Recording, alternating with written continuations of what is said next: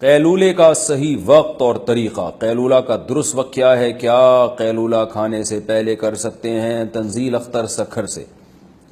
قیلولے کا لفظ، یہ قیلولہ عربی کا لفظ ہے، اس کا مطلب ہوتا ہے، جو لغت کی کتابوں میں اس کی میننگ لکھے ہوئے ہیں، دوپہر کھانے کے بعد کچھ دیر آرام کرنا۔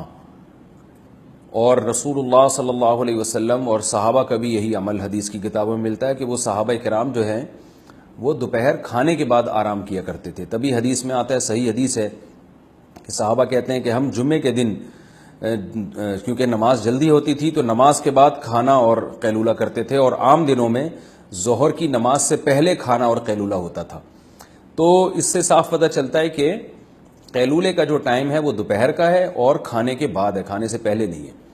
تو اس لیے افضل طریقہ، اور نبی صلی اللہ علیہ وسلم نے اس کی بہت ترغیب دی ہے، قیلوا فإن الشیطان لا یقیل، فرمایا قیلولہ کیا کرو، شیطان قیلولہ نہیں کرتا۔ بڑی ترغیب ہے اس کی، اور صحت کے حوالے سے بہت مفید ہے، اس سے کھانا ہضم ہونے میں بڑی مدد ملتی ہے۔ لیکن some thing is better than nothing, کسی کے پاس اگر کھانے کے بعد آرام کا ٹائم نہیں ہے، یہ کھانا ایسے ٹائم پہ کھاتا ہے، وہ کہیں جاب کر رہا ہے، مجبور ہے، تو پھر پہلے کرنے کی بھی گنجائش ہے، پہلے آرام کر لے، لیکن اصل جو وقت ہے وہ کھانے کے بعد ہے، کھانے سے پہلے نہیں ہے۔